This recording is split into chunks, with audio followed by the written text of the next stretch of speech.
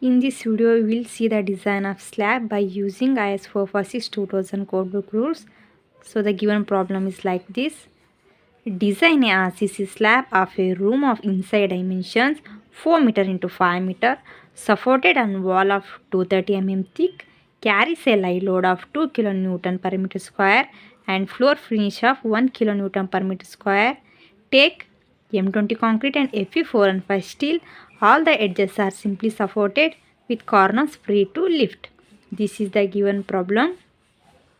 So the given data are like this. So they have given room dimension, that is 4 meter into 5 meter. We should take shortest span length as Lx, that is 4 meter, and longest span denoted as Ly, that is take it as 5 meter. And they gave wall thickness 230 mm. They gave lie load of 2 kN per meter square and floor finish 1 kN per meter square. Lie load 2 kN per meter square and floor finish 1 kN per meter square. And they gave M20 concrete and Fe4 and 5 steel. FCK is 20 Newton per mm square and Fy is 4 and 5 Newton per mm square. This is the data we have in this problem. So as usual, the first step is the determination of the which type of slab it is, one way or two way. We need to check. For that, to determination of the type of slab, we use the Ly by Lx ratio. So Ly they gave 5 meter and Lx is they gave 4 meter. Substitute. By simplifying, we'll get Ly by Lx ratio as 1.25. So 1.25 means it is less than 2. The condition is what? Ly by Lx ratio is less than 2. Then the slab is designed as two-way slab. If the Ly by Lx ratio is greater than 2, then the slab is designed as one-way slab. Here our Ly by Lx is 1.2. It means it is less than 2. So that our slab is designed as two-way slab. So the given slab is designed as two-way slab. This is how we check whether the given problem is one-way slab or two-way slab. So next step 2 is to determination of the effective depth of slab. Second step is we need to calculate effective depth of slab. For that again we'll go as per clause 24.1 page number 39. We'll see. So this is the page number 39 of IS 456. Clause 24.1. The provisions of 23.2 for beams apply to slabs also. They have given one note here. For two-way slabs of shorter span up to 3.5 meter with mild steel reinforcement, the span to overall depth ratio given below may generally be assumed to satisfy vertical deflection limits for loading class up to 3 kN per meter square. For simply supported slabs, that is 35, and for continuous slab 40. For high strength deformed bars of grade Fe4 and 5, the values given above should be multiplied by 0.8. So what they have mentioned here, the L by D ratio for simply supported slabs, we should take 35. If there is high strength of deformed bars like grade Fe4 and 5, the value given above, it should be multiplied by 0.8. We need to apply that parameter here. So they have mentioned clearly in page number 39 that L by D ratio for Fe4 and 5 is 35 into 0.8. So L by D ratio is equal to 35 into 0.8. I am multiplying it 35 into 0.8. It comes out 28. So I have rearranged it. We need to calculate effective depth, so that D is equal to Lx divided by 28. I am taking a shorter span. They gave Lx value 4 meter. 4 meter is nothing but 4000 mm divided by 28. By simplifying, it will come out as 142.85. So I am making it approximate value, that is 140 mm. So this is how we calculate the effective depth for slab in case of two-way. So next we need to assume the effective cover. I am taking it as 20 mm. We can calculate the overall depth. Overall depth D is equal to effective depth plus effective cover.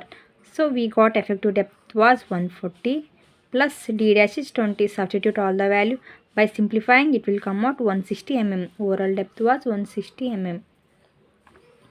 Next we will move calculation of the effective span. Step 3 is to calculation of the effective span, that is denoted as capital L.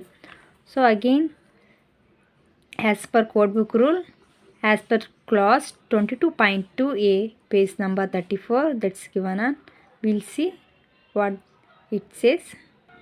Page number 34, for simply supported beams or slab, now we are calculating slab. So the effective span of a member that is not built integrally with its support shall be taken as clear span plus the effective depth of slab or beam or center to center of supports, whichever is less. We have applied this to beams also while calculating the beam. For slabs also same rule we need to apply. Here they have mentioned two rules. The first parameter is to find out the effective depth. We should calculate the clear span plus the effective depth of slab. This is the one parameter. The second parameter is center to center of supports. This is the second parameter. We need to apply these two parameters. We should take the L value which is least, whichever is least. We should take the least value for L. We'll see. And the one more thing is, in two-way slab we need to calculate everything is 2 times, that is effective span we need to calculate 2 times and area we need to calculate 2 times. While designing I will tell you what we have to calculate 2 times. I will tell while designing. So here effective span for short span, that is LX, and we need to calculate the effective span for short span as well as long span. So first I am calculating the effective span for short span, that is LX. So the first parameter is clear span plus bearing. Clear span they gave 4 meter, bearing they give 230 mm. 230 mm is nothing but 0.23. So substitute all the values. By simplifying it will come out as 4.23 meter. Second parameter is clear span plus effective depth. So clear span 4 meter plus effective depth we got 140. It is nothing but 0.14 meter. By simplifying it will come out as 4.14 meter. And they have clearly mentioned in clause, that is the L value should be least of these two. So which is least? 4.14 meter is least. So I am taking LX value as 4.14 meter. Now we will calculate the effective span for long span, that is denoted as LY. Same parameter we need to apply here also. So first parameter is clear span plus bearing. Clear span for longer span, that is LY, they gave 5 meter. So I am taking clear span as 5 meter because it is long span, plus bearing 0.23. By simplifying it will come out as 5.23 meter. And the second parameter is clear span plus effective depth. Clear span was 5 meter and effective depth we got was 0.14. By simplifying it will come out as 5.14 meter. We should consider the least value. So 5.14 meter is least. So I am taking LY value as 5.14 meter. So this is how we calculate the effective span for shorter span as well as longer span. So now we'll move to calculation of the load. Step 4 is to calculation of the load. For that, first we need to calculate the self weight of the slab, or that is nothing but dead load, denoted as WD. For that we have the formula D into B into rho. D is the overall depth, B is the width. In slabs, we should take always width is 1 meter. Rho is density of RCC, that is 25 kN per meter square. So substitute all the value. D is, we got 0.16 into B is 1 meter, rho is 25. Simplify. By simplifying, it will come out as 4 kN per meter. The second is, the live load they have given is 2 kN per meter square, that is denoted as WL, and floor finishing they gave 1 kN per meter square. So now to find out the total load, what we have to do is we need to add dead load plus live load plus floor finish to find out the total load.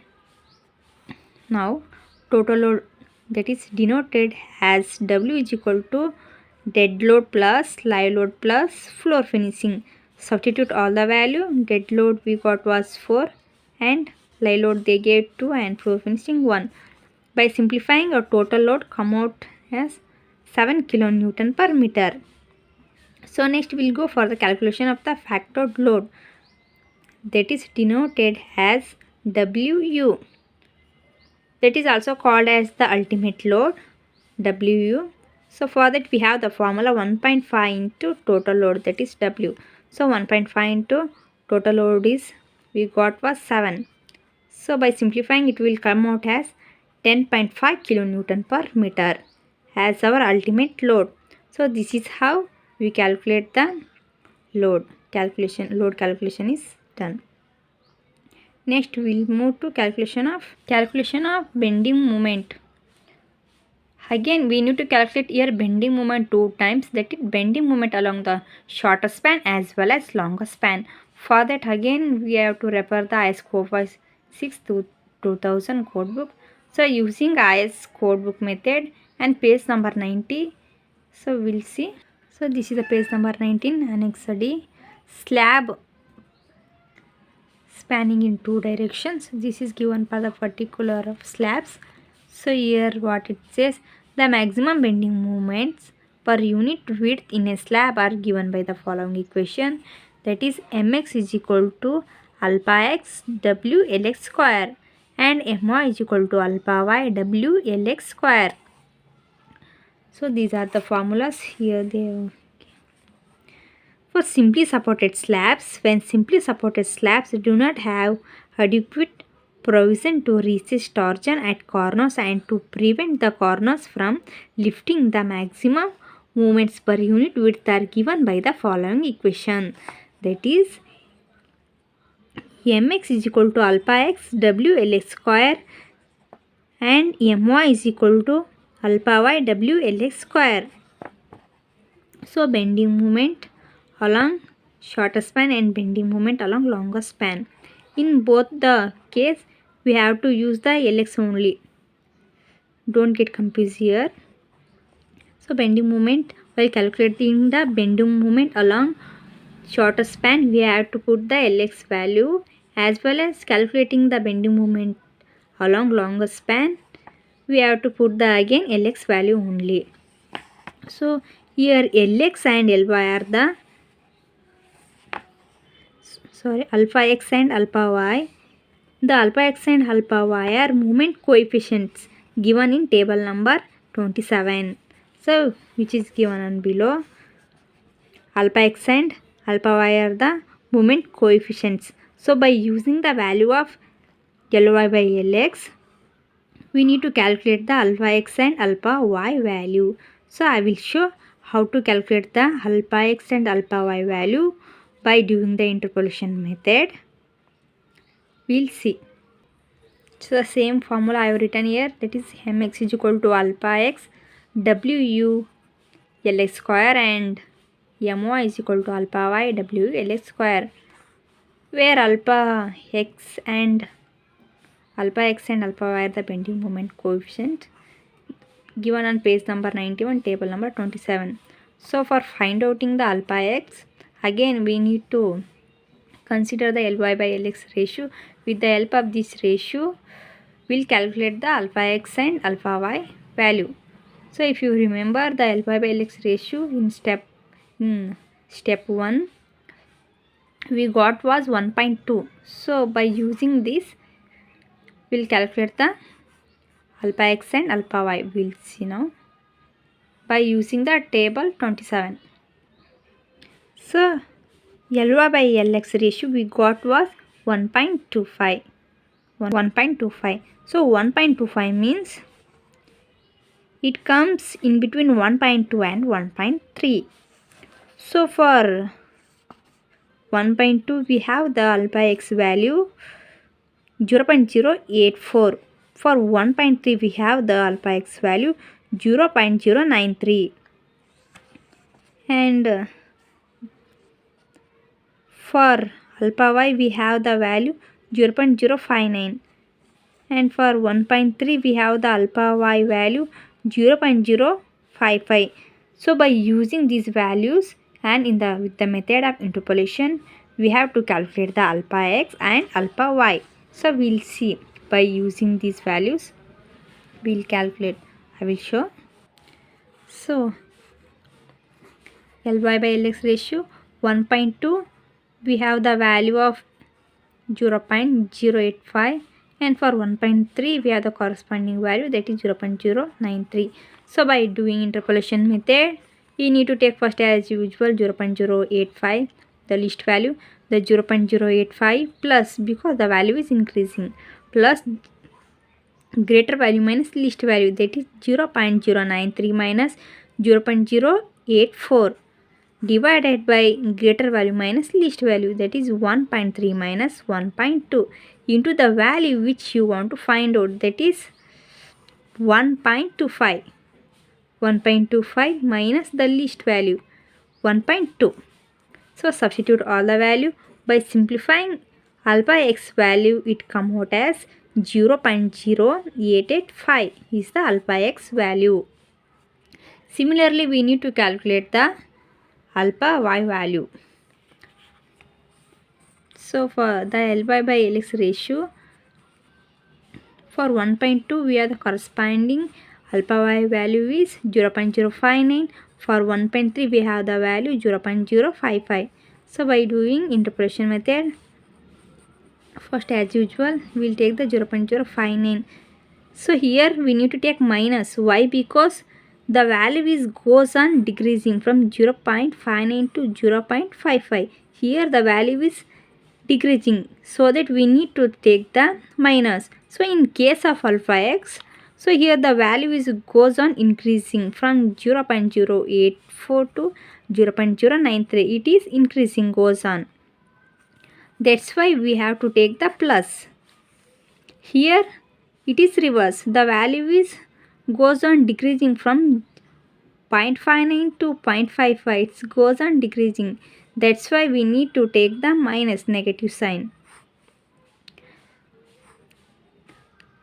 Bracket 0.059, the greater value minus the least value, 0.059 minus 0.055 divided by the greater value minus least value, 1.3 minus 1.2 into the value which you want to find out is 1.25 minus the least value, that is 1.2.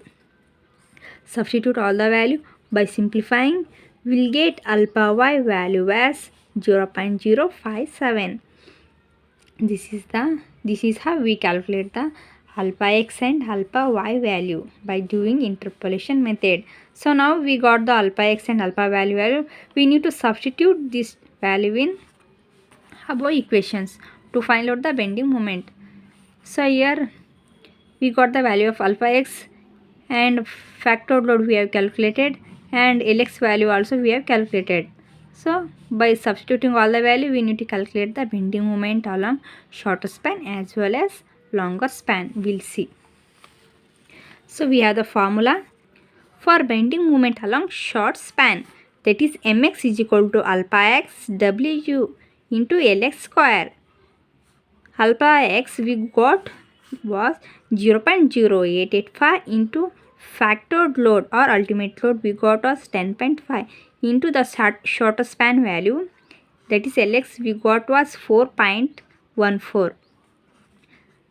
Substitute all the value. By simplifying, it will come out as 15.93 kilonewton meter. So now bending moment along long span. For that we have the formula MY is equal to alpha y W Lx square. So alpha y we got the value, that's 0.057. 0.057 into factored load we got was 10.5 into the effective span of shorter span value we got was 4.14. Substitute all the value by simplifying, it will come out as 10.25 kilonewton meter is the bending moment value along the longest span. So this is how we calculate the bending moment in two-way slab. So next we'll move to calculation of the D required. So step 6 is to calculation of the D required. So for that we have the formula MUX is equal to 0.138 FCK into BD square. This is the simplified version of the formula which is given on page number 96. The formula is, I will show. So MU limit is equal to 0.36 XU max divided by D into 1 minus 0.42 XU max by D bracket close B into D square FCK. In case of XU max by D, we have to put the value of 0.48. So by simplifying, it will come out as MU limit is equal to 0.138 FCK into BD square. So I have taken the simplified version of this formula. This is given on page number 96. Page number 96 of IS 456 code book. So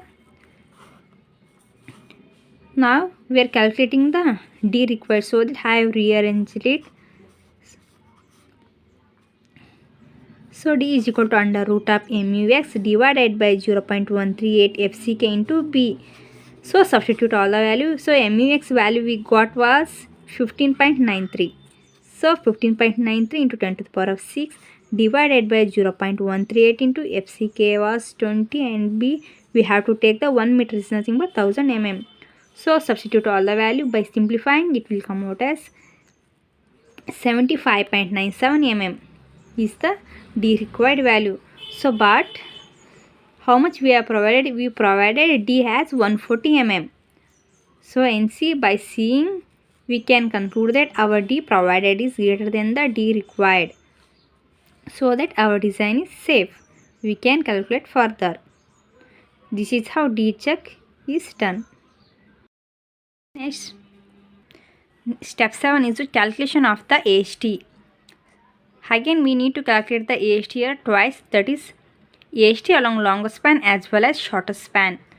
So now we will calculate the AST along short span. It is denoted as ASTX.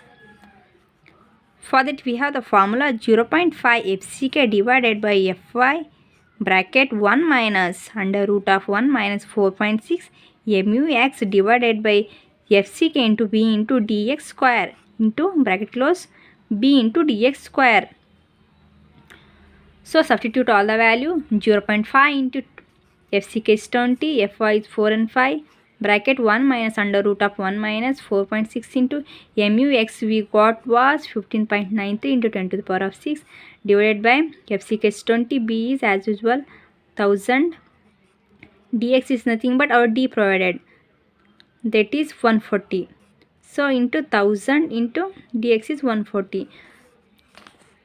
So by simplifying, so our AST value it come out as 319.2 mm square is the value of AST value of shorter span.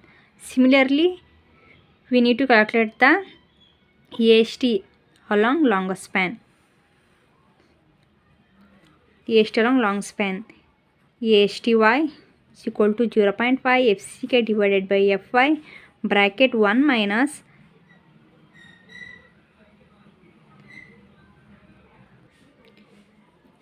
under root of 1 minus 4.6 MUY divided by FCK into B into dy square bracket close B into dy. So substitute all the value. 0.5 into FCK is 20, Fy is 4 and 5 bracket 1 minus under root of 1 minus 4.6 into MUY value you got was 10.25 into 10 to the power of 6 divided by FCK is 20 B is 1000, dy is 132, and B is 1000 and dy is 132. So here dy, how it comes?